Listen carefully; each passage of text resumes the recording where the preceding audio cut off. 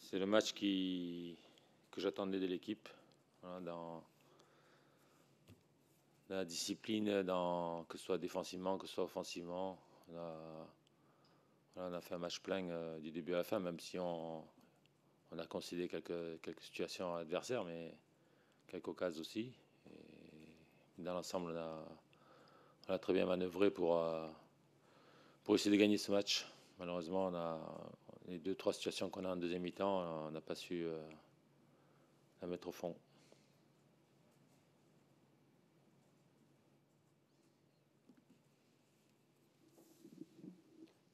Comment on capitalise sur ce nul? Il n'y a pas encore de victoire après 11 journées.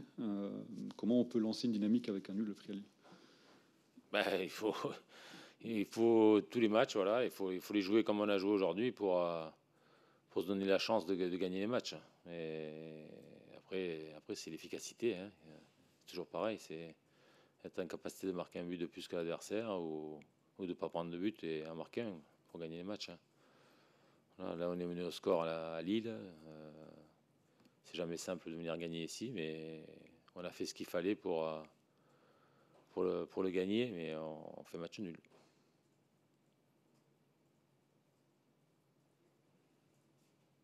Vous avez changé le système tactique aussi, 4-4-2, qui n'était pas forcément habituel, un peu différent, quoi. Oui, parce que on essaie d'améliorer notre capacité à bien manœuvrer ensemble, il y a des joueurs qui, quand ils jouent tout seul, Steve devant, c'est plus compliqué pour lui parce que il est trop isolé. Mais voilà, c'est pour ça qu'on a mis Romain Fèvre sur la droite, à droite, et on a associé le Doiron avec Steve devant pour que ça tourne autour et qu'on ait un peu plus de jeu combiné quoi, avec eux. Est-ce que Michel, tu peux nous parler de la titularisation de Christophe Herrel? C'est un choix fort aussi, d'une part sur ce choix-là, et ce qu'il a montré aussi, on a senti de la puissance d'ailleurs aussi, peut-être qu'il manquait aussi sur les matchs avant. À un moment donné, il fallait bien qu'il démarre un match. Hein. Ça fait plus de 7 mois qu'il n'a pas joué, depuis le 19 février. Voilà, il y a 15 jours, il devait reprendre avec la réserve, et il n'a pas pu jouer. Et là, j'ai pris la décision de le faire jouer là. Ouais, il a joué plus d'une heure. Il a bien donné.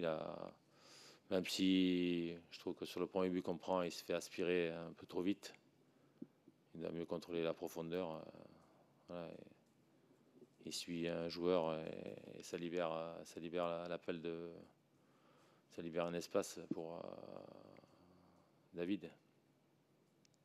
Voilà, après, derrière, il a mis un beau but aussi. Hein, parce on était revenu sur lui et il a éliminé, il a mis une belle frappe. Mais dans l'ensemble, ouais, il a fait un bon match. Ouais.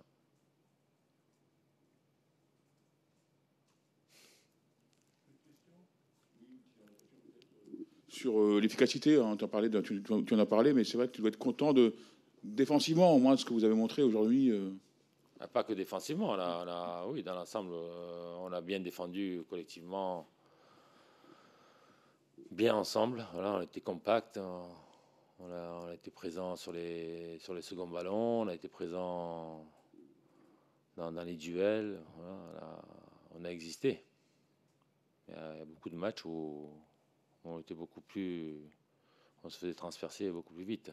Là, tout le monde a bien travaillé, que ce soit mes doublettes sur les côtés, que ce soit mes attaquants qui ont bien travaillé, mes milieux de terrain qui ont bien récupéré pas mal de ballons, même si on aurait pu être encore plus dangereux si on avait mieux utilisé le ballon encore, parce qu'on a eu des situations pour mieux utiliser le ballon, pour pouvoir la faire encore plus mal. Ouais.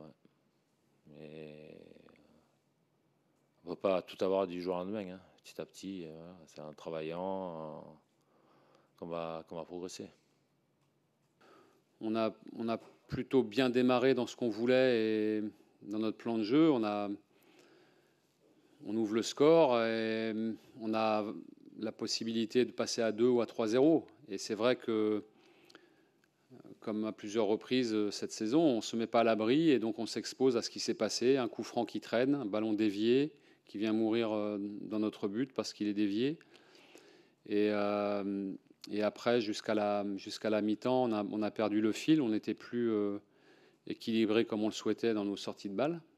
On a corrigé à la mi-temps. On a fait une deuxième mi-temps, forcément, où on pousse. On a repris le jeu, quand même, en poussant et en étant approximatif dans la finition. Je crois qu'on touche plus de 30 ballons dans leur surface, ce qui est beaucoup. Mais on a manqué de justesse, sans doute de lucidité aussi, pour mettre ce deuxième but. Et après, forcément, quand on pousse comme ça, on s'expose à leur transition. Ils sont très bons là-dedans. Ils font souffrir toutes les équipes à l'extérieur sur ces situations-là, parce qu'ils ont de la vitesse et de la percussion et des bons joueurs aussi. Et ça a été difficile parce que quand on pousse et qu'on prend les transitions, il faut faire les retours. Et voilà, les joueurs ont fait les efforts, mais on a manqué un peu d'ailleurs un petit peu comme mercredi, un peu de justesse. Bonsoir Jocelyn. Bonsoir. Je saute un peu du coq à l'âne, mais qu'est-ce que tu as pensé du match de Burak Yılmaz ? Pourquoi cette fois-ci tu l'as sorti alors que les autres fois tu ne le sortais pas ? Et qu'est-ce que tu as pensé de son retour direct au vestiaire ? Parce que on l'a sorti parce qu'il joue beaucoup. Il joue beaucoup depuis le début. Là, il y avait 3 jours entre les 2 matchs. On a encore beaucoup de matchs. Donc après, il faut aussi gérer le temps de jeu et pas le mettre dans le rouge, tout simplement. Après, ça a été pour nos attaquants, et pour Burak, pour Jonah, pour Timo, notamment, c'était un match où il n'y avait pas beaucoup d'espace. Il a fallu s'en créer. Je trouve qu'on s'est créé les situations en ayant très peu de profondeur. Ils avaient un bloc bas, ils jouaient à leurs 25-30 mètres et donc il y avait très peu d'espace dans leur dos. On a quand même réussi à y aller, mais en finissant de manière trop approximative. C'est là-dessus que ça s'est joué. Mais encore une fois, de ne pas aggraver le score à 1-0 alors qu'on a le match en main, ça a été une des clés du match, une des clés de notre non-réussite et du fait d'avoir pris qu'un point. Mais j'ai pas vu ça. J'étais en train de discuter. J'ai pas vu. Alors juste, encore sur Burak. Est-ce qu'il y a un problème avec Burak ? Parce que il marque pas. Effectivement, il est sorti. Bon, peut-être que son caractère fait qu'il préfère aller directement au vestiaire. Mais voilà, c'est quoi le problème ? Parce qu'il marque plus. Il se disperse un peu dans son placement. Il va sur les côtés. Voilà. Est-ce qu'il y a un problème ? Non, ça a toujours été un attaquant qui bouge beaucoup, qui se déplace très bien. Après, il est toujours, encore une fois, il pèse sur les défenses parce qu'il est toujours à la limite du hors-jeu. Il a une grosse situation ce soir. Après, il joue pour ses partenaires aussi. C'est un joueur qui est collectif. Après, il est moins en réussite. C'est un grand joueur. C'est quelqu'un qui a une grande carrière. Après, il est moins en réussite comme aussi nos offensifs. Peut-être que Jonah a plus d'efficacité en ce moment. Mais encore une fois, il est dans l'effort et il faut qu'on continue à bosser, à persévérer, continuer à échanger aussi pour le mettre dans les bonnes conditions.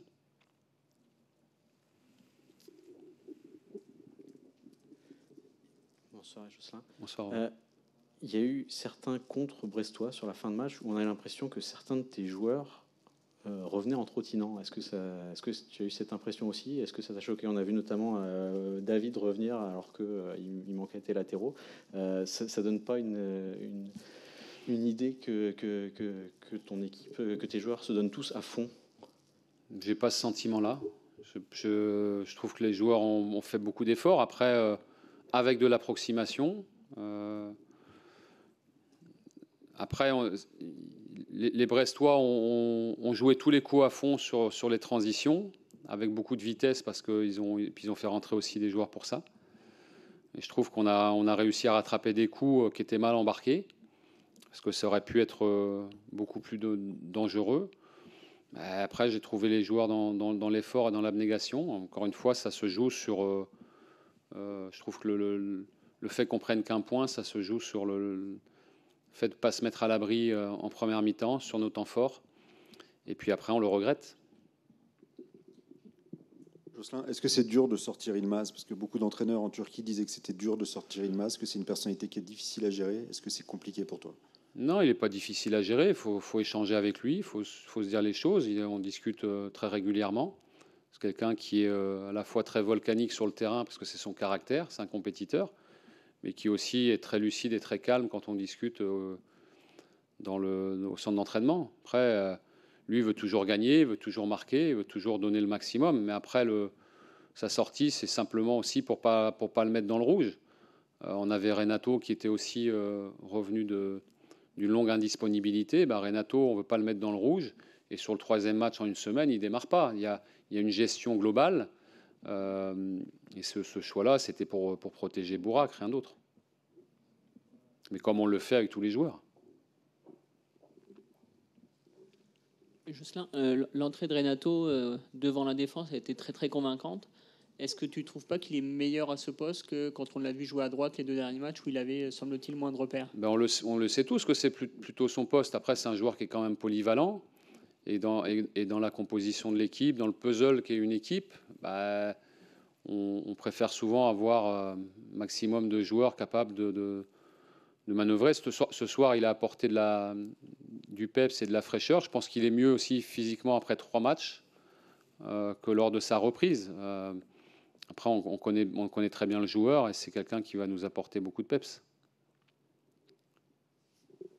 Alors effectivement, Renato a fait une entrée, c'est tonitruante. La semaine prochaine, Benjamin sera suspendu. Quel paire tu trouves plus complémentaire devant la défense, Sanchez-Onana ou Sanchez-Cheka? C'est des joueurs qui ont vraiment des qualités différentes. On a sur les 4 joueurs, si on rajoute Benjamin, on a vraiment des profils assez complémentaires tous, parce que chacun apporte ses qualités. Voilà, après, on aura le temps de penser au match de Paris, de bien préparer ça dans la semaine, de continuer à travailler, de bien bosser. On travaille bien, après il faut qu'on travaille encore mieux pour prendre plus de points, et revenir dans la course et dans des eaux au classement qui soient plus conformes, évidemment. Jocelyn, il y a eu de là où on a eu l'impression que les coups de pied arrêtés avaient été particulièrement mal exploités. Il y a eu plusieurs tireurs qui se sont succédés sans succès. Ouais, qu'est-ce que ça t'inspire? C'est embêtant parce qu'on a plutôt bien géré ces situations-là depuis le début de saison. On avait pas mal travaillé. Et là, on l'est moins. C'est vrai que c'est dommage parce que ce sont toujours des occasions, parce que ce sont des possibilités de mettre la pression sur l'adversaire. Et on ne l'a pas très bien négocié, effectivement. Et c'est embêtant parce que c'est parfois sur des coups de pied arrêtés que les matchs se déverrouillent. Et on en a eu quand même pas mal en deuxième mi-temps. Et on n'a pas été performant là-dessus.